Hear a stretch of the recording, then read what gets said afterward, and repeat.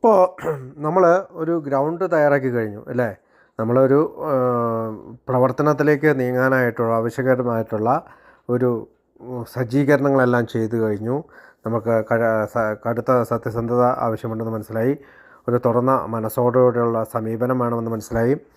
Willingness, ഇത് ചെയ്യാനുള്ള അതിയായ ആഗ്രഹം ഉണ്ട്, അല്ലെങ്കിൽ തയ്യാറെടുക്കൽ നമ്മൾ തയ്യാറായി.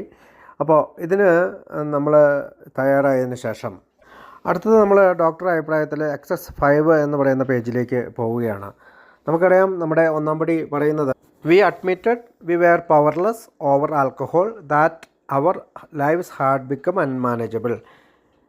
മദ്യത്തിന് മുന്നിൽ ശക്തിഹീനനെന്ന് സമ്മതിച്ചു, ഞങ്ങളുടെ ജീവിതം അനിയന്ത്രിതമായി പോയി. അപ്പോൾ ഒരു അഡ്മിഷൻ, എന്തുകൊണ്ടാണ് നമ്മൾ അഡ്മിറ്റ് ചെയ്തത് അല്ലെങ്കിൽ സമ്മതിച്ചത്? നമ്മുടെ മദ്യത്തിൻ്റെ ഡെഫിനേഷനിൽ തന്നെ പറയുന്നുണ്ട്, ചിന്താക്കുഴപ്പമുണ്ടാക്കുന്നവനാണ്, അതിശക്തനാണ്, സൂത്രശാലിയാണ് മദ്യമെന്ന്. അപ്പോൾ അതിശക്തനായ ഒരു മദ്യത്തിന് മുന്നിൽ ആൽക്കഹോളിക്കായ ഷിബു പവർലെസ്സാണ്, ശക്തിയില്ലാത്തവനാണ് എന്ന് സമ്മതിക്കാനായിട്ടുള്ള ഒരുപാട് കാര്യങ്ങളുണ്ട്. അത് നമ്മൾ ഡിസീസ് കൺസെപ്റ്റ് ഓഫ് ആൽക്കഹോളിസത്തിൽ പഠിച്ചതാണ്. എങ്കിലും നമ്മൾ ഒന്നും കൂടി അതിനെപ്പറ്റി ചിന്തിക്കാൻ പോവുകയാണ്. മദ്യം കഴിച്ചുകൊണ്ടിരുന്ന എനിക്ക് എപ്പോഴാണ് ഈ ക്രേവിങ് ഉണ്ടാവുക, അല്ലെങ്കിൽ ആർത്തി ഉണ്ടാവുക, വീണ്ടും വീണ്ടും കുടിക്കണമെന്ന തോന്നലുണ്ടാവുക? അതെപ്പോഴും ആദ്യത്തെ കുടി എൻ്റെ ഉള്ളിൽ ചെല്ലുമ്പോൾ മാത്രമാണ്. എൻ്റെ ശരീരത്തിൽ ആദ്യത്തെ ഡ്രോപ്പ് മദ്യം ചെല്ലുമ്പോഴാണ് എനിക്ക് ക്രേവിങ് ഉണ്ടാവുക, വീണ്ടും വീണ്ടും കുടിക്കണമെന്നുള്ള തോന്നൽ. അപ്പോൾ നമ്മൾ ഡിസീസ് കൺസെപ്റ്റ് ഓഫ് ആൽക്കഹോളിസത്തിൻ്റെ ചാർട്ടിൽ പറയുന്നത്, ഒരു പെഗ് എടുത്ത് കഴിയുന്ന ഒരു സാധാരണ കുടിയൻ അല്ലെങ്കിൽ ഒരു സോഷ്യൽ ഡ്രിങ്കർ ഒരു പെഗ് എടുത്ത് കഴിയുമ്പോൾ അവൻ്റെ ശരീരത്തിൽ അത് പ്രവേശിച്ച് കഴിയുമ്പോൾ അത് അസറ്റാൽഡെഹൈഡും അതിനുശേഷം അത് ഡയബറ്റിക് ആസിഡും പിന്നെ അസറ്റോണുമായി മാറുന്നു. ഈ അസറ്റോണായി മാറിയ ഈ മദ്യം വാട്ടർ, ഷുഗർ, കാർബൺ ഡയോക്സൈഡ് അല്ലെങ്കിൽ വെള്ളം, പഞ്ചസാര, കാർബൺ ഡയോക്സൈഡായിട്ട് വിഘടിക്കുകയും ചെയ്യുന്നു. അവിടെ അവൻ്റെ ശരീരത്തിലൊരു നോർമൽ പ്രവർത്തനമായിട്ട് അത് നടക്കുന്നു. എന്നാൽ ഇതേ സമയം നമ്മളെപ്പോലെയുള്ള ഫിസിക്കലായിട്ട് അലർജിയുള്ള അല്ലെങ്കിൽ ഡിസീസുള്ള മറ്റേ ആളുകൾക്ക് ഈസാണ്, അനായാസകരമായിട്ട് കൈകാര്യം ചെയ്യാൻ പറ്റും. നമുക്ക് ഡിസീസാണ്, നമുക്ക് അനായാസകരമായിട്ട് കൈകാര്യം ചെയ്യാൻ പറ്റാത്ത ഈ മദ്യം ഉള്ളിൽ ചെന്ന് കഴിയുമ്പോൾ അയാൾക്ക് സംഭവിക്കുന്നത് തന്നെയാണ് നമ്മുടെ ജീവിതത്തിലൊക്കെ സംഭവിക്കുന്നത്. അസറ്റാൽഡെഹൈഡായിട്ട് മാറുന്നു, പിന്നെ ഡയബറ്റിക് ആസിഡായിട്ട് മാറുന്നു. പക്ഷേ അടുത്ത സ്റ്റേജ് എത്തുമ്പോൾ അതായത് acetone level creates A craving. അതായത് ഈ അസറ്റോൺ എന്ന് പറയുന്ന മറ്റ് സാധാരണ മദ്യപാനിക്ക് അസറ്റോൺ ചെന്നിൻ്റെ ഇത് സാധാരണ നിലയിൽ വാട്ടർ, ഷുഗർ, കാർബൺ ഡയോക്സൈഡ് മാറുന്നു. പക്ഷെ നമുക്ക് അതൊരു സിമ്പിൾ കാർബോഹൈഡ്രേറ്റ് പ്രോസസ്സിലേക്ക് മാറുമ്പോൾ നമ്മളെ സംബന്ധിച്ചിടത്തോളം നമുക്ക് ക്രേവിങ്, വീണ്ടും വീണ്ടും കുടിക്കണമെന്നുള്ള ഒരാർത്തി രൂപപ്പെടുകയും നമ്മൾ 2, 3, 4 അങ്ങനെ പ്ലസ് ആയിട്ട് വീണ്ടും കുടിക്കാനായിട്ട് പോവുകയും നമുക്ക് റെസ്റ്റ്ലെസ്, ഇറിറ്റബിൾ, ഡിസ്കണ്ടൻറ്റ്, വീണ്ടും അസ്വസ്ഥനും ശുണ്ഠിക്കാരനും അസംതൃപ്തനുമായിട്ട് നമ്മൾ ഒരുപാട് കുടിക്കുകയും അതേ സമയത്ത് ഒരുപാട് കുറ്റബോധം, ഭയം, സെൽഫ് പിറ്റി, സ്വയം സഹതാപം, റിസൻമെൻറ്റ്സ്, നീരസം, മറ്റുള്ളവരെ കുറ്റം പറച്ചിലൊക്കെ ആയിട്ട് നമ്മളിങ്ങനെ പോവുകയും നമ്മുടെ പ്രോബ്ലം പിന്നീട് വർദ്ധിക്കുകയും ചെയ്യുന്നു. ഈ ഒരു പ്രവർത്തനത്തെയാണ് ശാരീരികമായ അലർജി എന്നും മെൻ്റൽ ഒബ്സഷനും എന്ന് നമ്മൾ കഴിഞ്ഞ പ്രാവശ്യം കണ്ടു. അപ്പോൾ ഒരു സാധാരണ മദ്യപാനിക്ക് അല്ലെങ്കിൽ മദ്യം കഴിക്കുന്ന സാധാരണ മദ്യപാനിക്ക് കുഴപ്പമില്ലാത്ത മദ്യം അസാധാരണ മദ്യപാനി അല്ലെങ്കിൽ ആൽക്കഹോളിക്കായി തീർന്ന ഒരു മദ്യപാനിക്ക് കുഴപ്പമായിട്ട് മാറുകയും അവൻ പവർലെസ് ഓവർ ആൽക്കഹോളിന് മുന്നിൽ ശക്തിഹീനനായിട്ട് മാറുകയും ചെയ്യുന്നു. അപ്പോൾ ഒരു അഡിക്ഷൻ പ്രോസസ്സിൻ്റെ ഭാഗമായിട്ടാണ് ആദ്യത്തെ കുടി കുടിക്കാൻ എനിക്ക് കുടിക്കണമെന്നുള്ള ആ തോന്നൽ വരുന്നത്. ഒരു അഡിക്ഷൻ പ്രോസസ്സിൻ്റെ ഭാഗമാണ്. അല്ലെങ്കിൽ ഞാനൊരു മദ്യത്തിന് അടിമയായതുകൊണ്ടാണ്, അല്ലെങ്കിൽ മദ്യത്തിന് മുമ്പിൽ പവർലെസ് ആയതുകൊണ്ടാണ് ആ പ്രോസസ്സ് വരുന്നത്.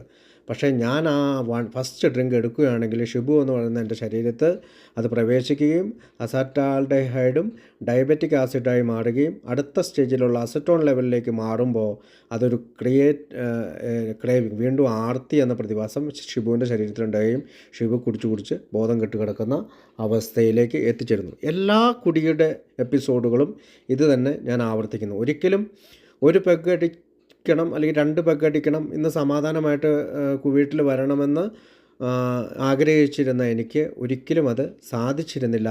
എപ്പോൾ കുടിക്കുന്നുവോ അപ്പോൾ ഞാൻ ഈ പറഞ്ഞ പോലത്തെ ഒരവസ്ഥയിലേക്കാണ് ഞാൻ കടന്നു വന്നത്. അതുകൊണ്ടാണ് ഞാൻ പവർലെസ് ഓവർ ആൽക്കഹോളായിട്ട് എനിക്ക് സമ്മതിക്കേണ്ടി വന്നു. ഞാൻ മദ്യത്തിന് മുന്നിൽ ശക്തിഹീനനാണെന്ന് സമ്മതിക്കേണ്ടി വന്നത് എൻ്റെ ശരീരം അങ്ങനെ സൃഷ്ടിക്കപ്പെട്ടതായതുകൊണ്ടാണ്. അതുകൊണ്ടാണ് നമ്മുടെ ഡോക്ടർ അഭിപ്രായത്തിൽ ഡോക്ടർ പറയുന്നത്, ഇവർക്കും ഇവരെപ്പോലുള്ള ധാരാളം പേർക്കും പൊതുവായ ഒരു ലക്ഷണമുണ്ട്. ആർത്തി എന്ന പ്രതിഭാസമില്ലാതെ ഇവർക്ക് കൂട്ടി തുടങ്ങാൻ സാധിക്കുകയില്ല. ശാരീരികമായ അലർജി നമ്മൾ കണ്ടതാണ്. അതായത് ഏതെങ്കിലും ഭക്ഷണം, ഇപ്പോൾ നമ്മൾ കഴിഞ്ഞ ദിവസം പത്രത്തിൽ വായിച്ചു, പൊറോട്ട കഴിച്ചിട്ട് അലർജി വരുന്ന ഒരു മൈദ അലർജിയുള്ള ഒരു പെൺകുട്ടി മരിച്ചു എന്ന്. അപ്പോൾ അവളുടെ ശരീരത്ത് പൊറോട്ട അല്ലെങ്കിൽ മൈദ ചെന്ന് കഴിയുമ്പോൾ അവരുടെ ശരീരത്തിലുണ്ടാകുന്ന ഒരു കെമിക്കൽ പ്രോസസ്സിങ്ങിലൂടെയാണ് ഈ അലർജിയായിട്ട് വരികയും മരണത്തിലേക്ക് നയിക്കുകയും ചെയ്തത്. അതേസമയം ആൽക്കഹോളിക് ആയിട്ടുള്ള ഒരാളുടെ മദ്യമാണ് ഒരു അലർജിയുടെ രൂപത്തിൽ വന്നത് വെച്ചാൽ വീണ്ടും വീണ്ടും കുടിക്കുക എന്ന് പറയുന്ന അലർജി രൂപത്തിലേക്ക് മാറുന്നു. അതുകൊണ്ടാണ് ആൽക്കഹോളിക് ആയിട്ടുള്ള നമ്മളെ ഒരു പ്രത്യേക തരം സൃഷ്ടികളായിട്ട് നമ്മൾ കണക്കാക്കുന്നത്. അല്ലെങ്കിൽ പറയുന്നത് നമ്മളെല്ലാവരും ഒരു പ്രത്യേകതരം സൃഷ്ടികളാണ്. അതുകൊണ്ട് നമ്മളൊരു വർഗ്ഗമാണെന്ന് പറയും. നമ്മളൊരു ഗ്രൂപ്പാണ്, അല്ലെങ്കിൽ ഒരു വർഗ്ഗമാണ്, അല്ലെങ്കിൽ ലോകത്തിലുള്ള എല്ലാ ആൽക്കഹോളിക്കുകളും സൃഷ്ടിക്കപ്പെട്ടിരിക്കുന്നത് ഇങ്ങനെയാണ്. ഒരു പക്ഷേ എൻ്റെ സഹോദരിമാർക്കോ അല്ലെങ്കിൽ സഹോദരന്മാർക്കോ എൻ്റെ മറ്റുള്ള ആളുകൾക്കൊന്നും ഈ ക്രേവിങ് അല്ലെങ്കിൽ ഈ അലർജി വരണമെന്നില്ല. എൻ്റെ ശരീരത്തിനാണ് ഈ അലർജി ഉള്ളത്. അതുകൊണ്ട് തന്നെയാണ് ഞാൻ വീണ്ടും വീണ്ടും കുടിക്കുന്നത്. അങ്ങനെ ഈ ആർത്തി എന്ന് പറയുന്ന ഈ പ്രതിഭാസത്തെ ഏത് തരത്തിലുള്ള ചികിത്സാ രീതി കൊണ്ടും നിർമ്മാർജ്ജനം ചെയ്യാൻ കഴിയില്ല. അപ്പോൾ ഇങ്ങനെ നിർമ്മാർജ്ജനം ചെയ്യാൻ കഴിയില്ല എന്ന് ആൽക്കഹോളിക് അനോണിമസ് നമ്മളോട് പറയുന്നു. നീ എന്ത് ചികിത്സ ചെയ്തിട്ടും കാര്യമില്ല, വീണ്ടും കുടിക്കുക എന്ന് പറയുന്ന ഒരു സന്ദർഭം നിനക്ക് നമ്മുടെ ശരീരത്ത് ഉണ്ടാക്കിയെടുക്കാൻ കഴിയില്ല. പക്ഷേ ഒരു ദിവസത്തേക്ക് നമുക്ക് അറസ്റ്റ് ചെയ്ത് നിൽക്കാൻ സാധിക്കും. പക്ഷേ നമ്മൾ ആൽക്കഹോളിക് അനോണിമസിൻ്റെ പ്രോഗ്രാം അല്ലെങ്കിൽ പടികൾ ചെയ്യണമെങ്കിൽ നമ്മൾ പൂർണ്ണമായും കുടിയിൽ നിന്ന് മാറി നിൽക്കുക എന്നുള്ള ഒരു പരിഹാരമാണ് ആദ്യം വേണ്ടത്. അതിനുശേഷമാണ് നമ്മൾ ഈ പടികളിലേക്ക് സഞ്ചരിക്കുന്നത്. അപ്പോൾ ഇങ്ങനെ അലർജിക് ടൈപ്പ് ആയിട്ടുള്ള ആളുകൾക്ക് ഏത് തരം ആൽക്കഹോൾ, ഇപ്പോൾ എനി ഫോം ഓഫ് ആൽക്കഹോൾ, ഇപ്പോൾ വൈനായിക്കോട്ടെ, ബീറായിക്കോട്ടെ, കള്ളായിക്കോട്ടെ, ചാരായമായിക്കോട്ടെ, നമ്മുടെ വീട്ടിൽ ഉണ്ടാക്കുന്ന വീഞ്ഞായിക്കോട്ടെ, എന്ത് ആൽക്കഹോൾ കണ്ടൻറ്റുള്ള ആൽക്കഹോളായാലും നമ്മുടെ ശരീരത്തിൽ പ്രവേശിച്ചു കഴിഞ്ഞാൽ നമുക്ക് ക്രേവിങ് ഉണ്ടാവും. നമുക്കറിയാം, സ്ത്രീകളും പുരുഷന്മാരും എല്ലാം കുടിക്കുന്നത് സന്തോഷത്തിനും അവർക്ക് എൻജോയ്മെൻറ്റ് നടത്തുന്നതിനും വേണ്ടിയാണ്. പക്ഷേ നമ്മളെപ്പോലുള്ള ആൽക്കഹോളിക്കുകൾ വീണ്ടും കുടിച്ചു കഴിഞ്ഞാൽ അങ്ങനെയുള്ള ഒരു സാധ്യതയല്ല ഉള്ളത്. വീണ്ടും അലർജിക്കായി മാറുകയും നമ്മൾ ചിന്തിച്ചു കഴിഞ്ഞാൽ അറിയാം, നമ്മുടെ ഓരോ കുടിയും, നമ്മൾ 2 എണ്ണം അടിക്കണമെന്ന് വിചാരിച്ച് പോയിട്ടുള്ള ഓരോ കുടിയും അവസാനിപ്പിച്ചിരിക്കുന്നത് അമിതമായ കുടിയിലൂടെയും പ്രശ്നങ്ങളിലൂടെയാണ്. സോഷ്യൽ ഡ്രിങ്കേഴ്സായിട്ടുള്ള സ്ത്രീകളും പുരുഷന്മാരും അവർ ഈ പറയുന്ന ഒരു ഇമ്പാക്റ്റ്, ആൽക്കഹോൾ പ്രൊഡ്യൂസ് ചെയ്യുന്ന ഒരു ചെറിയ ആനന്ദം അവരുടെ ഇതിൻ്റെ ശരീരത്തിൽ പ്രയോഗിക്കുമ്പോൾ ഡോപ്പാമിൻ എന്ന് പറയുന്ന ഒരു തന്മാത്ര ഉണ്ടാകുന്നതെന്നൊക്കെ നമ്മൾ കണ്ടു. അപ്പോൾ അത് അവരെ മെയിൻറ്റെയിൻ ചെയ്ത് നിർത്താൻ അവരെ സഹായിക്കുന്നു. പക്ഷേ ആൽക്കഹോളിക്കിനുള്ള ഒരു കുഴപ്പം ഈ അലർജി ഉള്ളതുകൊണ്ട് വീണ്ടും വീണ്ടും കുടിക്കും. അപ്പോൾ അതുപോലെ തന്നെയാണ് നമ്മുടെ മൈൻഡും. സാധാരണ കുടിയന്മാരുടെ മൈൻഡ് പോലെയല്ല നമ്മുടെ മൈൻഡ്. നമുക്ക് പെട്ടെന്ന് ഒരു ഒബ്സഷൻ, വീണ്ടും വീണ്ടും കുടിക്കാനുള്ള ഒരു ഒബ്സഷൻ ഉണ്ടാകും. അതുകൊണ്ട് നമ്മുടെ മൈൻഡും ഒരു അബ്നോർമലാണ് എന്ന് കാണാം. അതുകൊണ്ട് തന്നെ പൊതുവായിട്ടുള്ള ഒരു സിംറ്റമാണ് ക്രേവിങ് അല്ലെങ്കിൽ ആർത്തി. ഒരു ലക്ഷണമാണ്, എല്ലാ ആൽക്കഹോളിക്കിനുമുള്ള ഒരു ലക്ഷണമാണ് ആർത്തി.